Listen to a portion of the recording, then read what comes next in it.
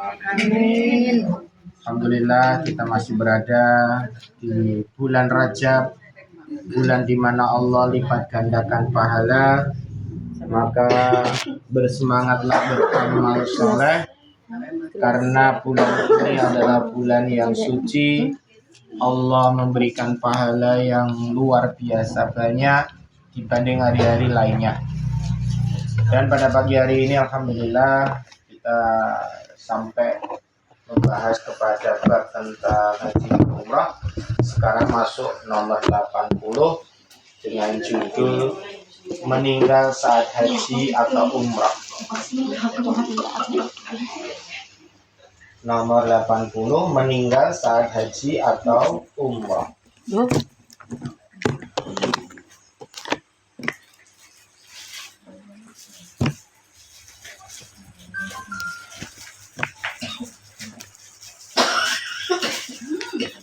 Dalam hadis yang diriwayatkan Tabrani,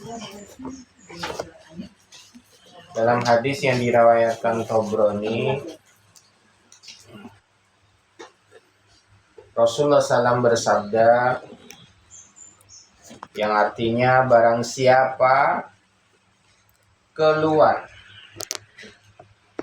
untuk berhaji,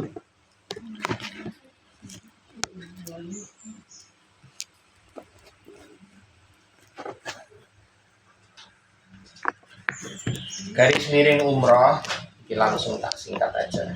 Barang siapa keluar untuk berhaji, garis miring umrah, garis miring berperang di jalan Allah, lalu meninggal dunia, maka Allah tuliskan baginya pahala hingga hari kiamat.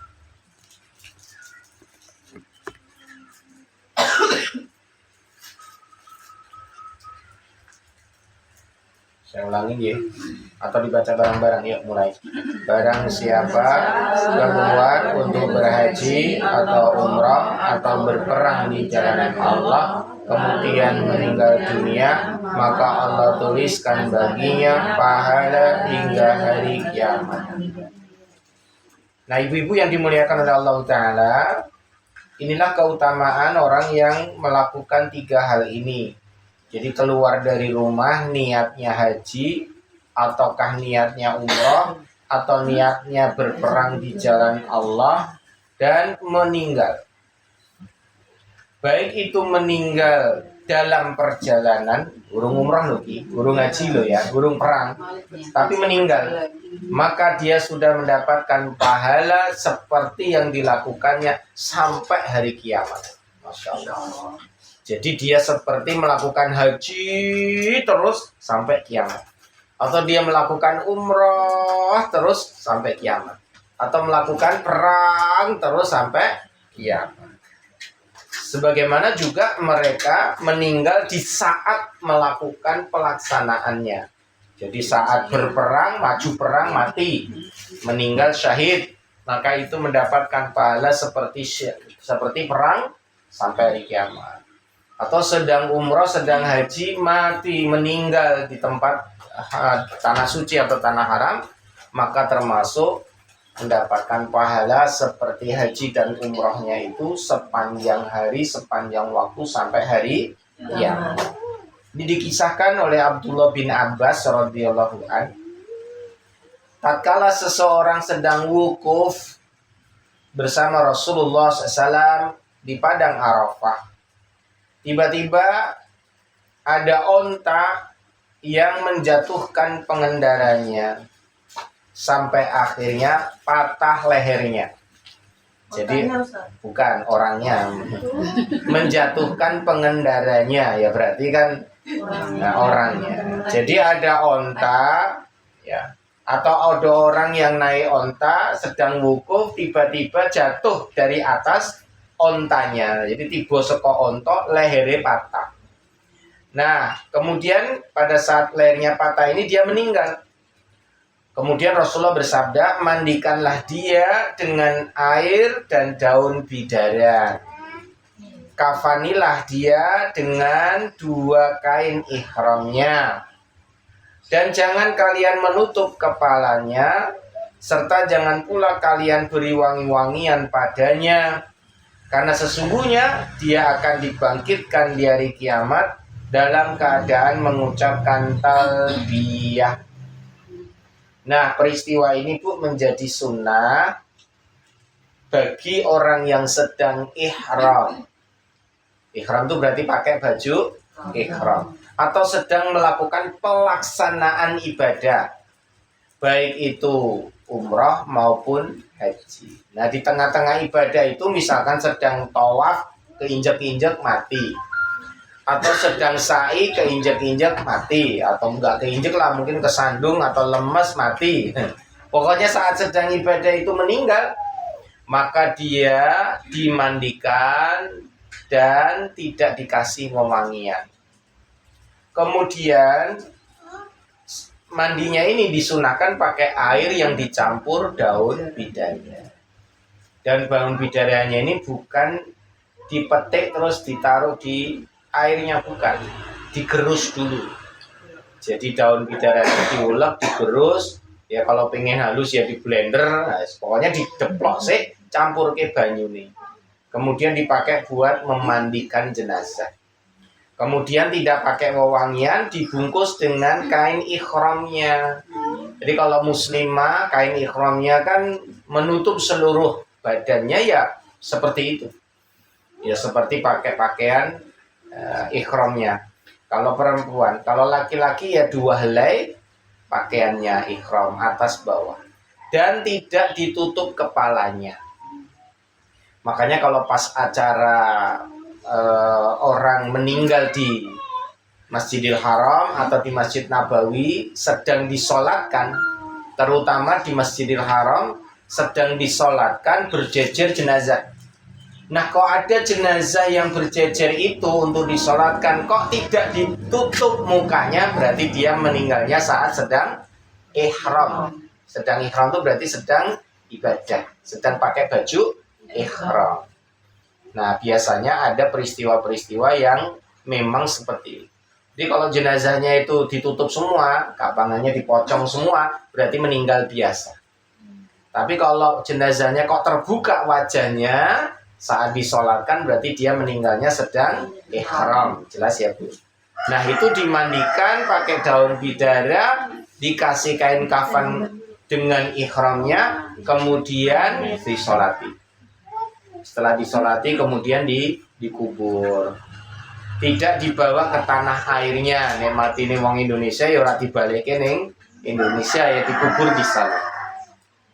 Maka mereka yang meninggal semacam ini kelak akan dibangkitkan di hari kiamat dalam keadaan pakai baju ihramnya dan bertalbiyah. Jadi manusia itu besok dibangkitkan tanpa busana. Kecuali satu, orang yang mati syahid. Ya, orang mati syahid itu berperang, itu besok dibangkitkan ya masih pakai baju perang. Nah, bedanya Bu dengan orang yang matinya karena ihram, kalau orang yang mati syahid dikuburnya ya dengan bajunya itu yang berdarah-darah itu. Tidak boleh dilepas. Misalkan matinya dulu perang 40 tahun 45, perang kemerdekaan, mati syahid. Ya, maka dikubur dengan bajunya yang sudah kena luka-lukanya itu, ya berdarah-darah itu langsung dikubur, tidak dilepas, tidak dimandikan, tidak dikafani, karena meninggal di medan perang.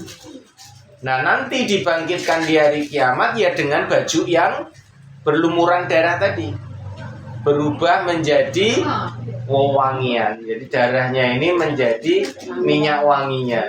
Jadi besok itu di hari kiamat tuh orang-orang yang mati syahid, bajunya yang berdarah-darah itu memancarkan bau yang sangat wangi. Ya, Allah mudah sekali menjadikan makhluknya berubah dari adatnya.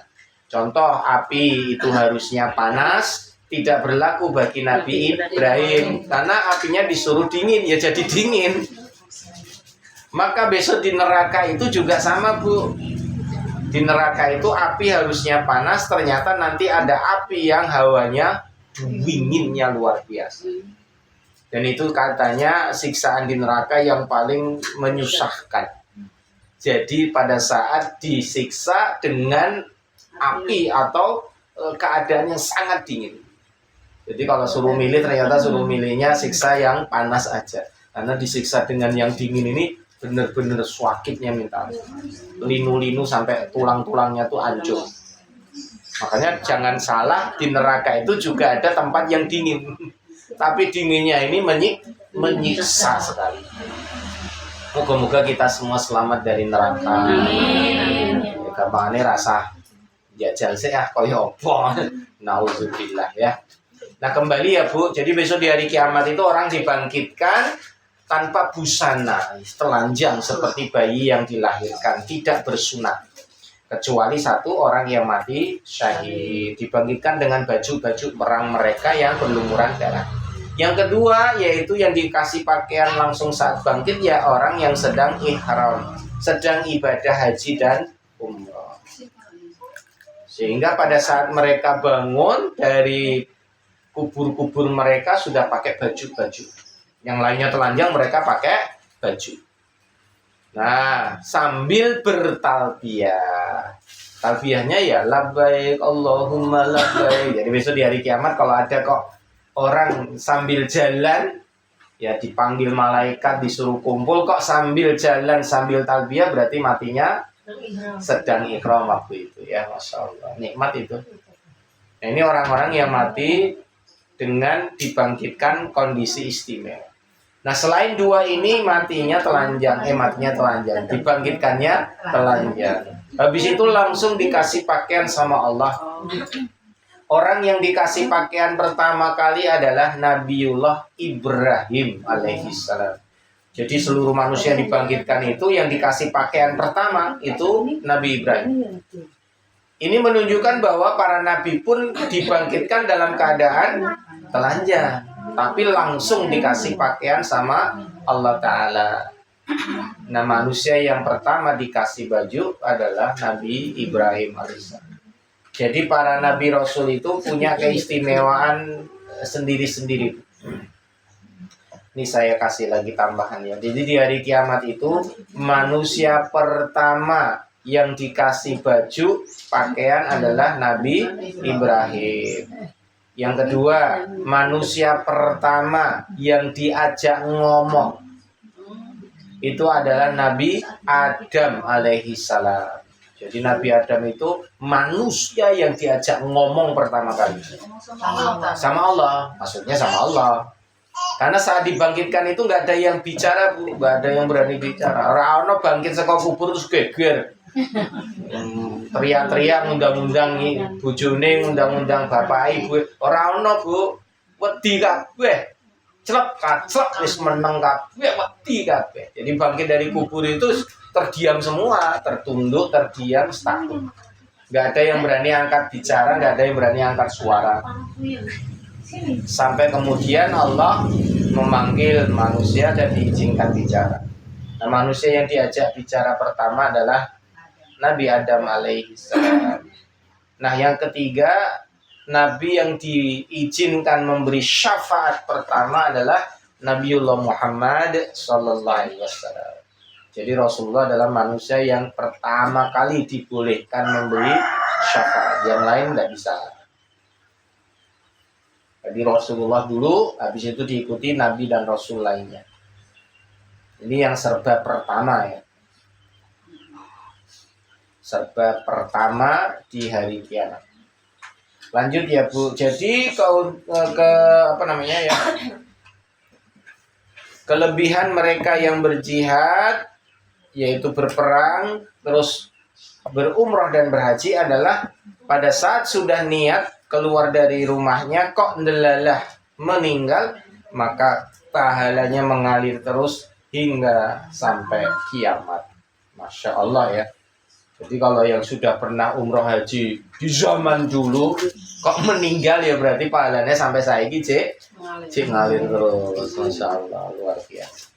Maka kalau ada keluarganya, saudaranya meninggal di sana ya ojo diratapi, ojo ditangisi sampai suwine iso ya malah bersyukur. Alhamdulillah simbah meninggal di sana ya, husnul khatimah, yang diterima amalnya, diampuni dosanya, dapat pahala yang terus mengalir.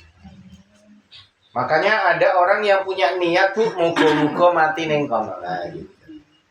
Jadi ada orang yang memang kalau sudah tahu ilmunya ingin meninggal di sana karena mendapatkan keutamaan. Mati biasa itu berarti tidak sedang ihram, maka berhak mendapat syafaat dari Nabi SAW. Jadi lagi tuku kurma kepleset mati ya yang tuku kurma di Madinah Mekah, nah, matinya di tanah haram maka berhak mendapat syafaat. Atau lagi sakit dibawa ke rumah sakit meninggal ya dapat syafaat. Kecuali kalau tadi sedang ihram, itu beda lagi ya, pahalanya terus sampai hari kiamat. Ini meninggal saat haji dan umrah. Nah, kita lanjutkan berikutnya. Nomor 81, wanita yang pergi haji.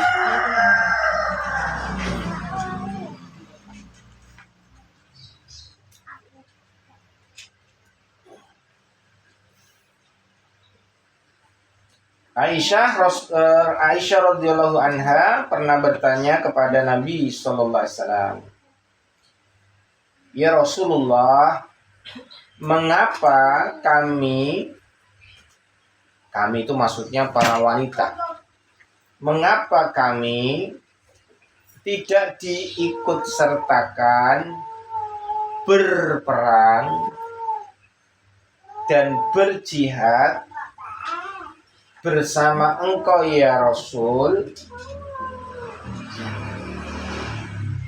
Aisyah radhiyallahu anha pernah bertanya kepada baginda Rasulullah SAW, mengapa kami, yaitu para wanita, tidak diikut sertakan berperang dan berjihad bersama engkau ya Rasulullah?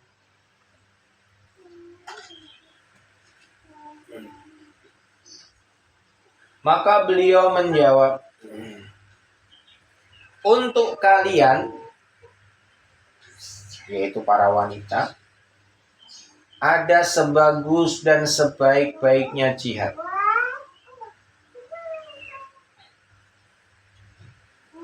Untuk kalian ada sebagus dan sebaik-baiknya jihad, yaitu haji yang mabrur. Hadis riwayat Bukhari.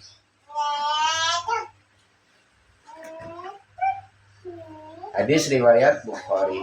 Ini hadis sahih ya. Jadi Bu, di zaman Nabi SAW itu kalau perang ya untuk para laki-laki. Wanita tidak ikut berperang. Yang tidak ikut perang ya pertama para wanita. Itu tidak ikut perang. Syariatnya memang begitu. Yang kedua anak kecil. Anak kecil itu biasanya belum balik. Atau gampangannya ya remaja ke bawah itu belum boleh perang. Yang ketiga orang-orang tua itu tidak boleh perang. Orang tua itu mbah-mbah melu no ra itu. Yang ketiga orang yang sakit. Jadi orang sakit nggak boleh ikut perang. Mbah-mbah wong tua ra ikut perang. Anak-anak ra ikut perang, wanita tidak ikut perang. Maka yang maju perang ya orang yang sehat, orang yang kuat, laki-laki, muda, atau ya diizinkan atau dibolehkan berperang. Kalaupun dulu pernah ada sahabiah ya yang ikut berperang, biasanya mereka hanya membantu di bagian logistik dan pengobatan. Jadi kalaupun ada perempuan yang delalah ikut, itu biasanya untuk membantu logistik ya, atau untuk masalah urusan dapur lah sama kesehatan. Meskipun demikian ya tidak disarankan. Jadi tidak ada pasukan untuk memobilisir para wanita. Nah, ini aslinya begitu. Tapi lambat laun semakin kesini ya perang itu gak karu-karuan. Aturannya udah nggak ada, nggak berhadapan-hadapan. Sekarang pakainya bom. Genosida. Wis orang nganggo pasukan berhadapan dengan pasukan, wis langsung nganggone jarak jauh.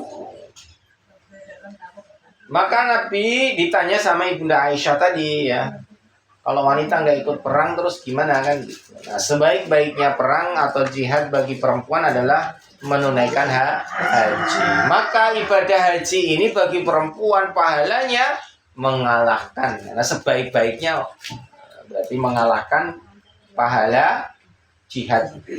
Sebagus-bagus dan sebaik-baiknya jihad bagi perempuan adalah haji yang mabrur.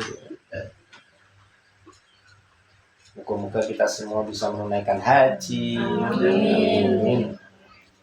Dan haji itu perjalanan yang cukup sulit ya. Apalagi zaman sekarang.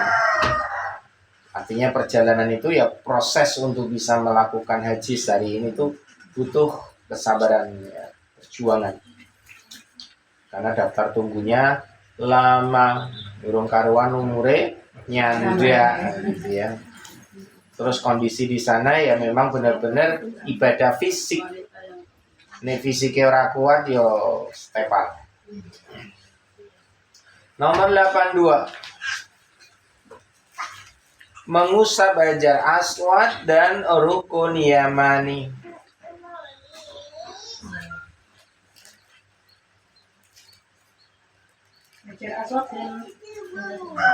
Mengusap Hajar Aswad dan Rukun Yamani.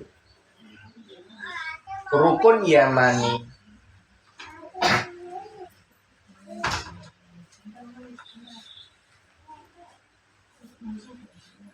Tulis ya Bu, dari Ibnu Umar radhiyallahu an, Rasulullah SAW bersabda yang artinya sesungguhnya mengusap keduanya yaitu Hajar Aswad dan Rukun Yamani akan menghapuskan dosa. Hadis riwayat Nasai.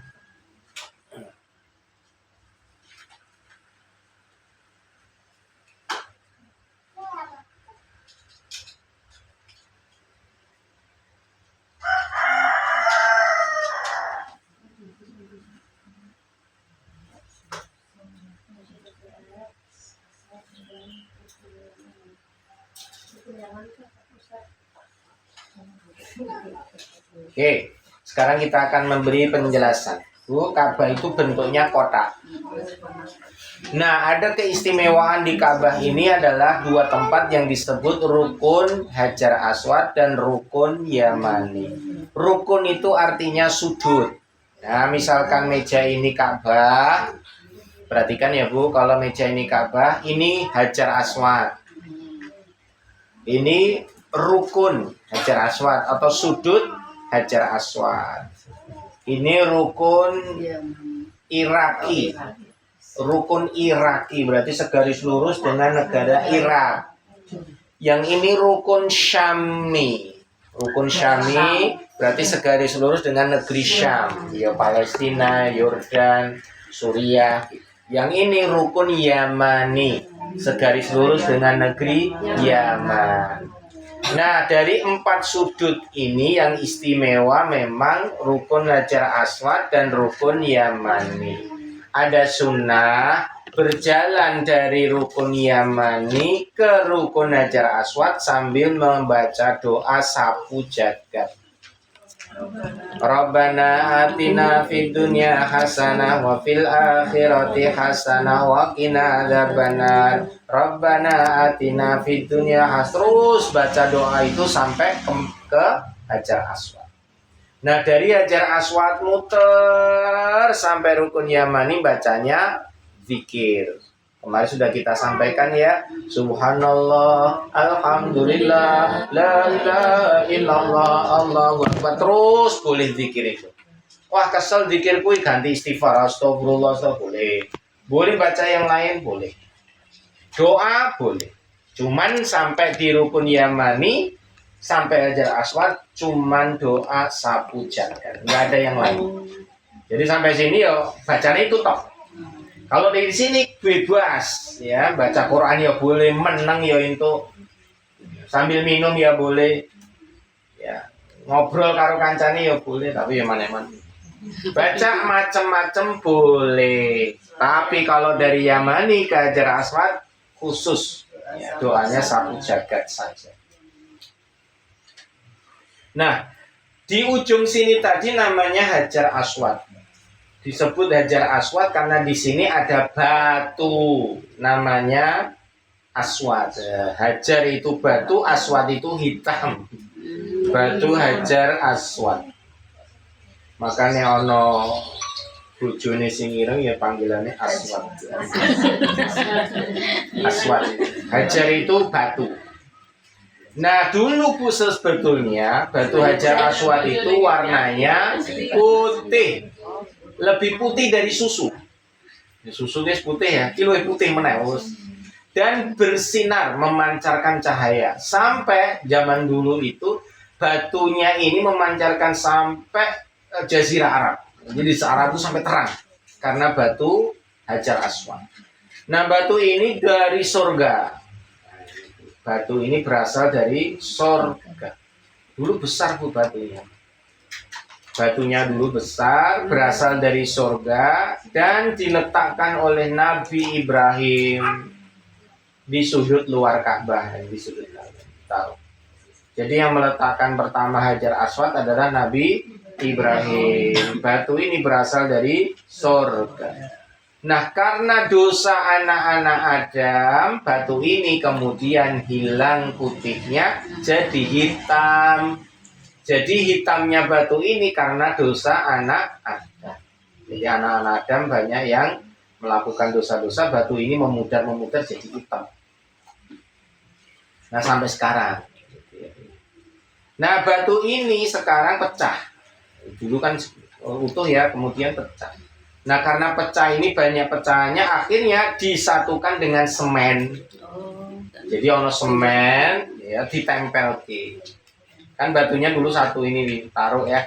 Nah ternyata pecah jadi 7 bagian atau berapa. Terus kemudian pecahannya itu ditempelkan. Jadi dikasih semen, ditempeli. Terus dikei cangkang warna perak. Nah kalau pernah lihat bangunan Ka'bah itu kan ada yang berebutan itu aja, itu cangkangnya. Jadi sebetulnya itu cangkang. Hajar Aswadnya di mana? Di dalam. Maka menciumnya dengan cara memasukkan di dalam cangkang. Jadi kepalanya masuk ke dalam cangkang untuk mencium yang di dalamnya. Nah banyak orang mengira dia telah mencium Hajar Aswad padahal baru mencium cangkang. Aku wis mencium Hajar Aswad, padahal sing dicium cuman cangkangnya. Kudune mlebu sirahe. Kepalanya harusnya masuk baru itu bisa nyium. Nah, kalau baru cuman ini ya urung nyium Hajar Aswad. Tapi dia udah merasa yakin wis nyium. Nah, mencium Hajar Aswad itu dapat pahala tadi, digugurkan dosa. Makanya itu rebutan. Nah, yang menarik lagi Bu, yang kedua, tapi di sini nggak ada hadisnya ini. Barang siapa, ini catat yang baik-baik, ini catat. Barang siapa mencium, menyentuh, memberi isyarat. Saya ulangi ya Bu, barang siapa mencium, menyentuh, garis miring ya. Barang siapa yang mencium, garis miring menyentuh, garis miring memberi isyarat kepada Hajar Aswad, maka kelak di hari kiamat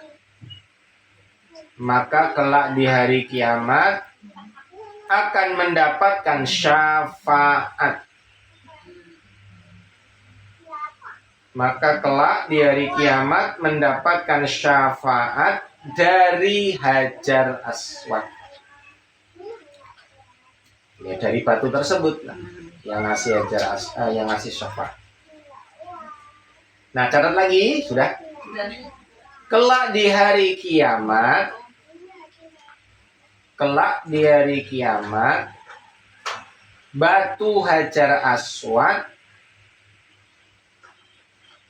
memiliki mulut dan mata.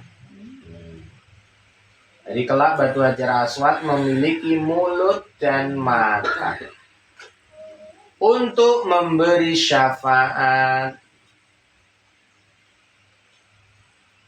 Jadi makhluk Allah yang namanya batu ini kelak dikasih mata, dikasih mulut. Tugasnya memberi syafaat kepada yang pernah menciumnya, pernah menyentuhnya, atau pernah memberi isyarat. Isyarat itu seperti ini, melambaikan tangan, Bismillahi Allahu Akbar, kemudian baru jalan.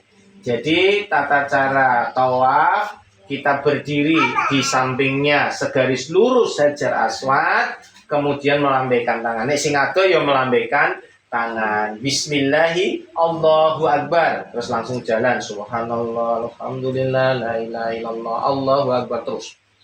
Nah, kalau sepi, ya bisa mencium, ya cium dulu. Nah, dicium dulu, habis itu baru tawaf. Nah, saat mencium tidak usah bilang Allahu Akbar. Jelas ya? Karena wis iso nyium kok. Cuma cium aja. Cium saja langsung. Startnya itu harusnya dengan mencium sih. Cium dulu, habis itu jalan. Nah, ndak sempet nyium atau nggak memungkinkan mencium, ya wis cekel wae. Cangkange ya cekel atau diusap. Kemudian baru jalan. Nah, sing ora iso nyium, ora iso nyentuh, ya melambaikan tangan. Bismillahi Allahu Akbar. Nah, kemudian sampai di rukun Yamani disunahkan mengusap atau menyentuh seperti Hajar Aswad. Setelah menyentuh, mengusap sambil mengucapkan doa sapu jagat. Nah, kalau nggak nyampe memberi isyarat. Jadi seperti tadi memberi isyarat Bismillahi Allahu Akbar. Pokoknya nih memberi isyarat ada takbirnya. Bismillahi Allahu Akbar. Nah, kemudian baru. Nah, hari ini bagi yang melaksanakan tawaf disarankan untuk tidak, maksudnya melakukan tawaf dalam rangka umrah ya. Jadi bar tawaf ya sa'i. Maka disarankan tidak mengusap. Karena apa? Wangi. Jadi apa namanya ini?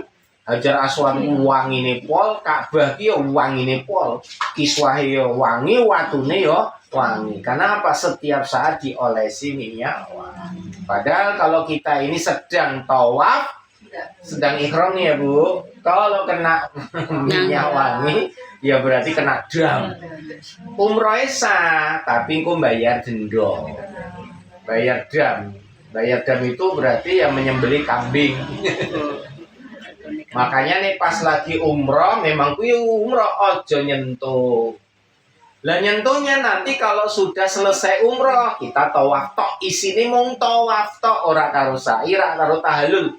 Namanya ibadah tawaf saja. Lah nek tawaf wae walah nyekel sampai jos, sampai mungkin menempel di dinding Ka'bah sak suwi-suwine. Karo terus nek ana apa jenenge kain ihrame yo diusap-usapke men wangi wis ora apa-apa. Ibu jilbabe ngene-ngene ora apa-apa. Karena tidak dalam kondisi ihram. Artinya maksudnya tidak dalam kondisi sedang umroh, hanya tawaf tok. Nah, selama kita di Saudi atau di Masjidil Haram, usahakan ibadah yang paling banyak itu sholat dan tawaf. Saya ulangi ya Bu. Jadi kalau kita sudah di Masjidil Haram, ibadah yang diperbanyak di situ adalah sholat dan tawaf.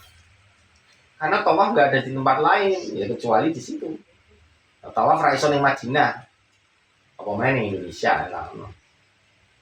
Dengan Fatimah Zahra ya raiso. Meskipun ono Ka'bah, nih Ka'bah ya abal-abal. Ini namanya tiruan ya. Tidak asli, yang asli hanya satu karena hampir beberapa negara punya Bu, apalagi ada yang diritualkan itu di Iran itu gede banget tuh Ka'bahnya.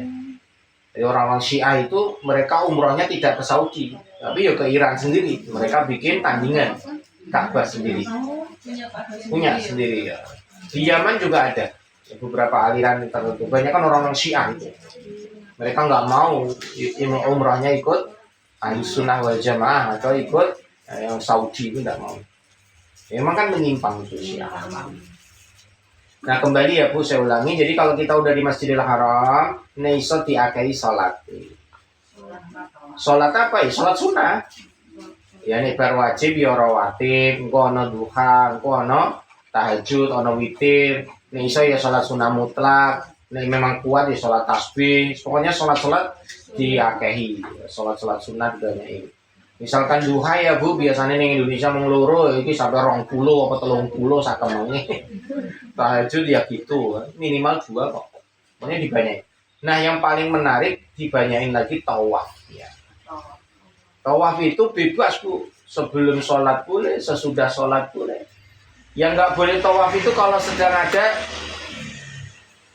apa jenenge sholat jamaah itu raba kali so. Karena kalau sholat jamaah lagi dipimpin oleh saya sukses lagi baris gini ora mungkin iso. Jadi nih sholat sudah selesai baru tawaf lagi. Pokoknya di sana lebih banyak tawaf, ya, lebih banyak tawaf sama sholat. Ibu kuat sholat lanjut tawaf itu lebih bagus. Nah saat tawaf ini sepuas-puasnya megang Ka'bah, doa-doa, sepuas-puasnya. Nih kuat sendiri.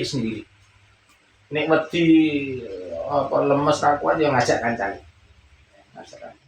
Nek karo bojone luwih enak, gandengan berdua gitu. Nah, kadang-kadang kalau sendiri bingung malah lemes, nah masih nulungi ya Bu. Nah, maka dari sini tadi ya Bu, jangan memaksa untuk mencium Hajar Aswad. Karena selain kita mencium, melambaikan tangan atau dengan isyarat aja, insya Allah dapat syafaat, gitu loh Bu. Jadi orang samokso, karena orang Indonesia gini urung mencium Hajar Aswad dianggap urung sah, padahal rano hubungannya. Makanya ada orang Indonesia itu sampai dipoyoki karo kancane, "Gus, bung Hajar Aswad burung iki." Payah weh, sampai digitu-gituin akhirnya sesuk mangkat sampai awake sampai wah gak karu-karuan. Wah, siput karena siput ini awake malah loro kabeh. Padahal itu tidak ada kaitannya dengan syariat. Itu hanya sunnah. Jadi kalau kita tidak mampu mencium ya nyentuh, nggak mampu nyentuh ya pakai isyarat. Itu sama-sama dapat syafaat. Jadi ada makhluk Allah yang dijadikan istimewa ya Hajar Aswad. Karena Hajar Aswad ini nanti dikasih mata, dikasih telinga untuk memberi syafaat. Gitu ya Bu. Jadi nggak ada keutamaan ya. Yang nyium Hajar Aswad masuk surga lebih dulu, Anda ada. Yang melambaikan tangan belakangan nggak ada juga. Jadi itu boleh menyentuh boleh. Dan jangan sampai ada apa namanya ya tadi ya keinginan sampai kita mungkin menzolimi orang lain. Aku kudu nyium Hajar Aswad sampai menyakiti yang lain malah dosa ya. Ini memang longgar bisa nggak apa-apa. Yang penting jangan menyakiti orang lain. Nah, kadang di sana banyak calo Bu, ada yang bantu untuk nyikut akhirnya iso. Tapi bagi parani sampai ning gone hotel kamar jalui biasanya minimal 2,5 juta sampai 7 juta. Iya, jadi diparani itu sama ininya, jadi dipalak lah. Karena di situ nggak ada perjanjian. Jadi pokoknya kowe pingin nyium kami bantu, hanya disikuti aran hanya iso. Tapi habis itu ditagih. Karena nggak ada perjanjian di depan, semuanya tagih. Biasanya sampai 2,5 juta sampai 7 juta. Gitu. Nah itu hati-hati kalau ada yang nawari jangan. Ya. Apa namanya nggak usah. Pincut. Kalau nggak bisa nggak usah, melambaikan aja udah cukup. Ya. Nah kadang orang-orang itu merasa sudah mencium padahal baru cangkangnya. Nah kalau beneran mencium ya harus masuk ke kepalanya sampai di dalamnya. Nah itu Hajar Aswad. Pak tanya Pak. Ya, siap. Hajar Aswad itu kan tadi katanya kan bongkahan batu terbelah itu kan pecah. Nah itu yang di situ tuh pecahnya kemana itu Pak? Ditempelkan lagi. Jadi misalkan ya gelondongan segini ya Bu ya, terus kemudian pecah. Pecah menjadi berapa? 7 bagian kalau nggak salah. Nah, terus 7 pecahannya itu ditempel lagi. Jadi ini kayak semen, kan jadi basah ya, ya ditempeli, menyantol. Nah, karena di semen dicantolin akhirnya jadi besar kan lubangnya, sehingga setiap orang bisa masuk, bisa nyentuh gitu. Kalau dulu kecil kan wah repot. Nah, itu akhirnya menjadi keistimewaan untuk orang-orang pada berebut ingin mencium Hajar Aswad. Nah, ini batu ini memang dari surga. Itu dulu besar terus sekarang kecil itu ya Pak ya? Pecah. Beberapa bagian. Nah, batu ini memang memiliki keistimewaan tadi ya sebetulnya. Mampu memberi syafaat. Dan siapa yang melakukan tadi yang menciumnya, Allah gugurkan dosanya. Itu keistimewaan berikut. Karena termasuk sunnah. Dulu baginda Umar bin Khattab setelah Nabi wafat, Umar itu melakukan ibadah. Kalau tidak salah haji apa umrah. Kan tinggalnya di Madinah tuh. Khulafaur Rasyidin itu tinggal di Madinah. Nah, suatu saat Umar itu melakukan ibadah. Kalau nggak haji umrah ke Mekah kan. Nah, di sana beliau mencium Hajar Aswad. Nah, saat mencium itu kemudian bilang, kalau bukan karena Rasulullah melakukannya, aku nggak mau mencium kamu. Kenapa? Umar itu nggak mau. Kui waktu nopo tak cium. Nah, Umar itu nggak mau. Tapi karena Rasulullah melakukannya, maka aku pun melakukan. Jadi gampangannya gue yang mencium batu nopo. Ya Rasul nyontone ngono, serasa ditakoni. Sama dengan kita ditanya sama orang-orang non Muslim. Wong Islam iki janjane nyembah batu lho. Lah napa? Ya salate ngadep batu kok. Lah kan Ka'bah kan watu. Watu kotak, padha wae to karo agama liyane ya nyembah watu, nyembah patung. Nah, iki bentuke kok kotak. Nah, kalau ditanya itu ibu jawabnya piye? Ya betul jawabnya tadi. Lah karena nabiku ngajarine ngono ya aku melu. Gampang toh. Rasa didebat nih ngono kuwi. Karena Nabi menyuruh untuk sholat menghadap kiblat dan Rasulullah melakukan karena disuruh Allah. Jadi karena Allah perintah ya wes kerja. Rasa di protes, rasa dikei alasan macam-macam. Sama dengan ibu ditanya, lho nek bareng ngentut kok wudu meneh iki napa to? Ya karena memang contohnya ngoten, ya wis tinggal lucu meneh. Lah wong sing ngentut ki mburi kok sing diusap ngarep ki piye to? Ya kan lucu. Ya jawabannya sama lah karena Nabi saya mengajarkan begitu. Wis manut rasa di alasan-alasan yang lain. Jelas ya Bu ya. Untuk hal-hal yang sifatnya contoh ya wis ngikut wae. Nah, itu bentuk itiba. Ya, itiba itu berarti mengikuti tanpa protes ya, tanpa alasan, tanpa protes, rasa digolek-golek. Nah ini makanya kalau ada nanya, oh batu ngono dicium, nah, karena memang Rasulullah melakukannya. Kalau enggak ya enggak, dan gitu. Nah ini tidak termasuk bentuk kesyirikan ya, karena kita tidak mengagungkan Hajar Aswad. Karena Rasulullah melakukan, ya kita lakukan. Terus kemudian kita lanjut nomor 83. Berdoa di tempat istimewa.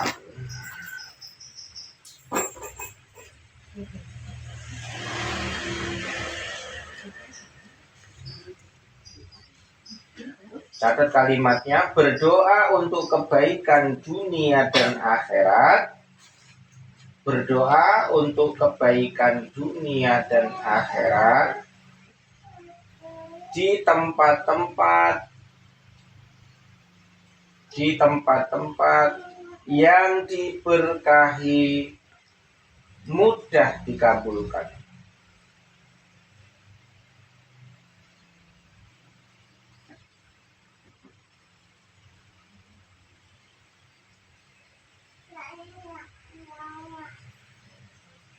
Berdoa untuk kebaikan dunia dan akhirat di tempat-tempat yang diberkahi, mudah dikabulkan. Nomor 1, multazam.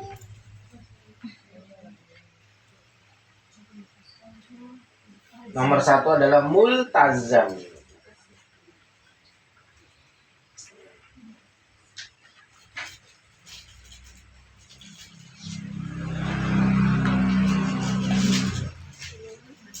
Ini ya Bu, hadisnya dari Nabi SAW. Multazam adalah tempat dikabulkannya doa. Tidak ada satupun doa seseorang hamba, tidak ada satupun doa seorang hamba di multazam, tidak ada satupun doa seorang hamba di multazam kecuali akan dikabulkan. Kecuali akan dikabulkan. Hadis riwayat Ahmad.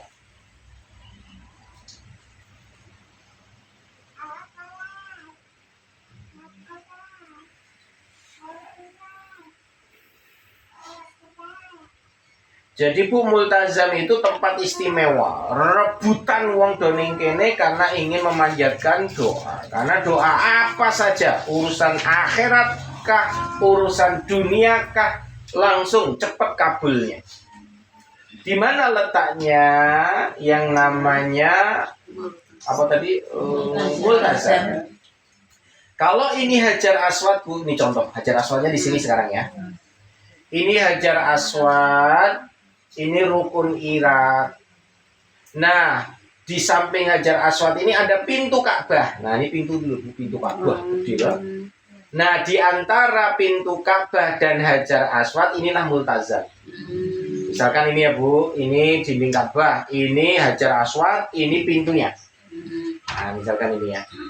Nah, ini pintunya, ini Hajar Aswad gini ding. Nah, ini Hajar Aswad ini pintu. Maka disinilah multazam. Jadi multazam itu di antara Hajar Aswad dan pintu Ka'bah. Maka di tempat itu mesti kebaik, mesti wong do nempel. Nah, karena cara berdoa di sana kalau mau sesuai dengan sunnah Nabi SAW, yaitu menempelkan tubuhnya ke multazam, dadanya, tangannya, pipinya. Jadi misalkan ya kayak cecak gitu, blok, nah gitu. Jadi bukan mulutnya ke Ka'bah ndak, tapi pipinya. Jadi pipi nempel, ini kedua tangan nempel, dada nempel. Habis itu berdoa. Itu sunnahnya begitu. Tapi untuk bisa sampai ke situ melakukan begitu, waduh, sama susahnya dengan mencium Hajar Aswad karena keutamaannya. Nah, bagaimana kalau kita nggak bisa melakukan itu, menempel? Maka ulama sepakat dari mulai multazam sampai ke belakang, siapapun yang berdoa insya Allah mustajab. Jadi misalkan ibu berada di ujung sana sedang sholat, ngarepe langsung multazam, langsung wae donga ning kono. Nah, itu mustajab. Jadi tidak harus nempel, pokoknya segaris lurus dengan multazam. Insya Allah doa-doanya mustajab. Ini multazam. Nah, disarankan mereka yang menempelkan di multazam ini memang tidak sedang ihram atau tidak sedang ibadah umroh. Ya lagi-lagi tadi karena wangi. Dinding Ka'bah itu wangi banget. Nah, zaman dulu, zaman Nabi, orang-orang larangan Bu, yus nempel-nempel, sak nempel-nempel. Karena zaman dulu nggak wangi, yus biasa. Apalagi nggak ada kiswahnya. Kiswah itu penutup. Ya dulu ya watu-watu tak Zaman dulu ya batu saja, nggak ada apa sebenarnya penutup. Nah, kenapa dikasih tutup? Karena dulu semakin lama batunya ini semakin banyak yang rusak, itu jenenge wong iki macam-macam. Akhirnya ditutup supaya tidak ada kerusakan yang lebih parah. Lah wong ditutup wae ya tetep kiswahe disoek-soek sampai brodol. Tinggu jimat jadi. Nah, ini makanya malah sirik ya Pak. Iya malah sirik, terutama orang Indonesia. Iya beneran itu ada yang ngambil untuk jimat. Nah, ini ya Bu, multazam namanya. Yang kedua, rukun Yamani. Tempat yang istimewa kedua namanya rukun Yamani. Masih ingat tadi ya? Rukun Yamani, rukun Hajar Aswad. Nah, di tempat rukun Yamani ini, barang siapa yang berdoa, baik itu kesehatan untuk dirinya, ampunan untuk dirinya, ya apapun untuk dunia akhirat, maka saya ulangi ya Bu. Jadi kalau di rukun Yamani dia berdoa untuk urusan apa saja wis ya. Maka ada 70 malaikat yang mengatakan amin dan kabulkanlah ya Allah doanya gitu loh. Jadi ada 70 malaikat yang mengaminkan dengan mengatakan amin, kabulkan doanya. Ini hadis riwayat Ibnu Majah. Jadi sama ya Bu, bagi mereka yang menyentuh rukun yamani atau memberi isyarat kemudian berdoa, insya Allah akan diaminkan oleh malaikat. Jadi Ibu kalau punya hajat sampaikan di situ, habis itu baca doa sapu jagat. Nah karena di rukun yaman ini ada selalu standby. Standby itu selalu di situ 70 malaikat. Kerjaannya hanya mengatakan amin, moga-moga Allah kabulkan doanya, amin, moga-moga dikabulkan doanya. Itu tugasnya ngaminin tak. 70 malaikat selalu di situ, di rukun yaman. Kemudian berikutnya Hijir Ismail.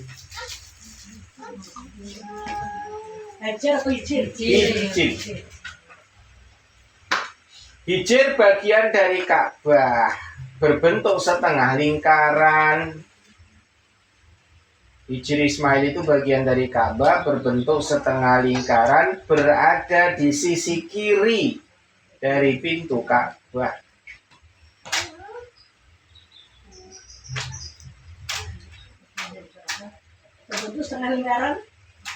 Berbentuk setengah lingkaran yang berada di sebelah kiri dari pintu Ka'bah.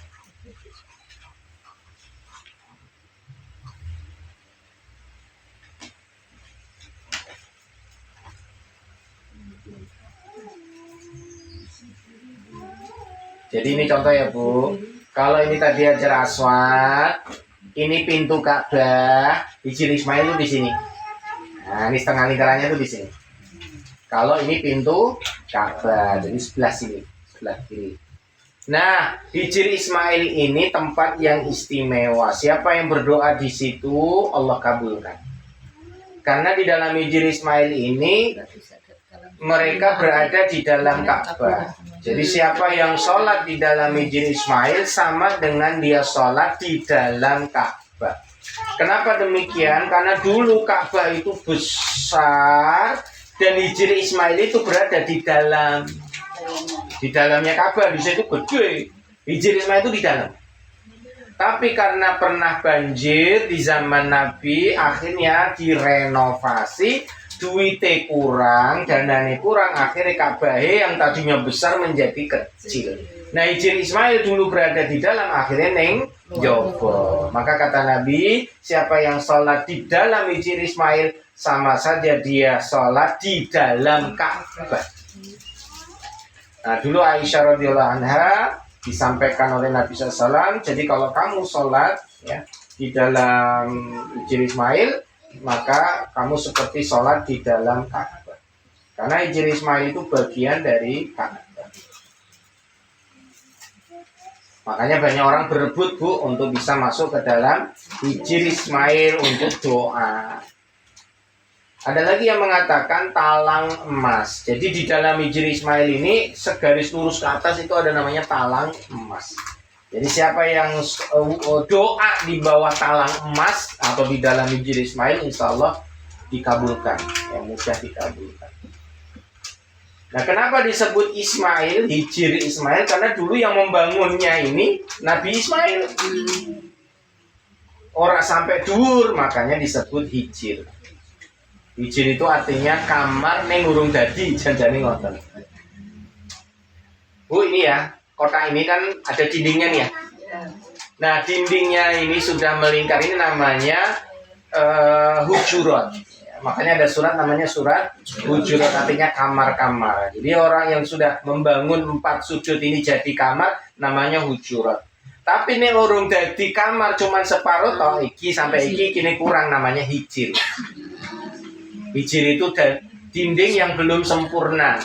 Nah, karena yang bangun dulu Nabi Ismail, maka disebut Hijir Ismail, dindingnya Ismail, Nabiullah Ismail.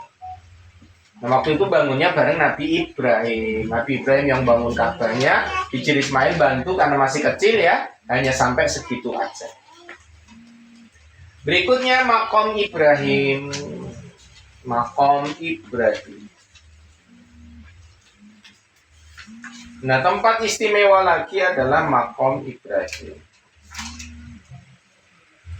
Makom Ibrahim itu adalah tempat pijakan Nabi Ibrahim.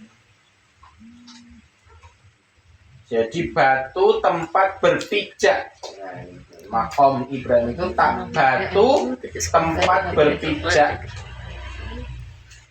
Dalam kurung bekas telapak kaki Nabi Ibrahim. Jadi batu ini tempat berpijak. Bekas telapak kaki Nabi Ibrahim saat membangun Ka'bah.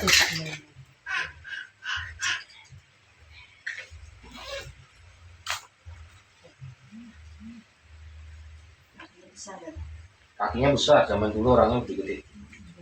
Nah, makom Ibrahim itu berada di sebelah di apa jenisnya ya? Di depan ya, dinding yang ada Hajar Aswad dan pintunya ini.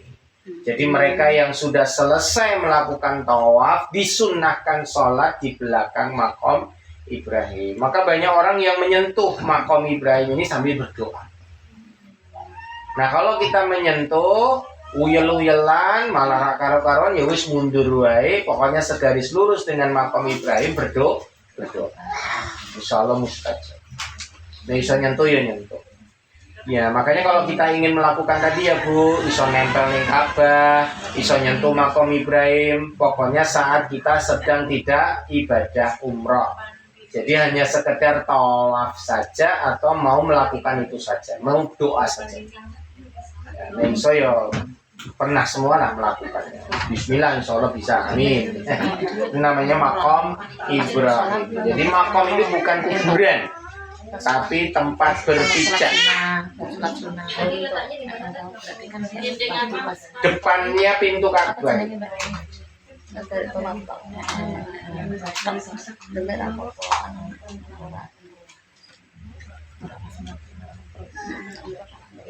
Nah ini ya Bu, kita sampai di sini dulu tentang ibadah doa-doa yang istimewa di Masjidil Haram, terutama dekat dengan Ka'bah.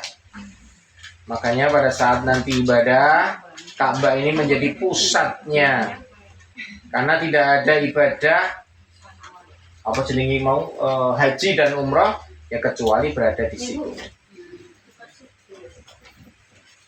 Yuk kita kembali ya tadi ya. Kalau ini Hajar Aswad, ini pintu Ka'bah, maka ini disebut multazam. Di depan pintu Ka'bah rodok rene sithik ki ana makom Ibrahim. Jelas ya Bu ya. Nah, di sini rukun Irak, di sini rukun Syam, ini rukun Yamani. Jelas ya Bu. Kalau kotaknya seperti ini. Nah, tempat yang mustajab tadi pertama multazam, terus rukun makom Ibrahim, ini Hijir Ismail. Jelas ya Bu, rukun Yaman. Ini 4 tempat yang istimewa. Makanya kalau kita di sana memperbanyak doa, kalau iso ning multazam ya iso, ra iso ning kene ya ning Hijir Ismail, ra iso ya ning rukun Yaman. Semuanya tempat ini mustajab. Salah satunya paling Itu salah satu. Berarti Ibu kalau mau pingin doanya makbul, golek posisi sing jadi nih enak nih gue multazam kebak pindah ning kene sing ngene Hijir Ismail kebak juga ya ning ngene rukun Yamani. Nah Bu, yang paling sepi biasanya yang rukun Yamani itu paling sepi, enak. Pak, berarti Hajar Aswad itu sebelah kanannya pintu Ka'bah ya Pak ya? Ini pintu Ka'bah berarti sebelah sini. Di sebelah kanan ya, kan menghadapnya ke sana. Nih kalau menghadap ke sana berarti kanan. Kalau kita menghadap ke sana ya berarti kanannya. Kalau kita menghadap ke Ka'bah ya berarti kirinya. Karena nih HP keliru ya sebelah kanan ya. Ya Bu, itu demikian yang kita bahas tentang ibadah di seputar Masjidil Haram, terutama ibadah haji dan umrah. Kita lanjutkan di episode berikutnya. Moga-moga selalu sehat walafiat, panjang umur, berkah usianya. Rabbana atina fid dunya hasanah wa fil akhirati hasanah wa qina adzabannar wa qina jannata ma'al abrari ya aziz ya ghafar ya rabbal alamin. Walhamdulillahi rabbil alamin. Assalamualaikum warahmatullahi wabarakatuh. Waalaikumsalam warahmatullahi wabarakatuh. Allahumma shalli ala Muhammad.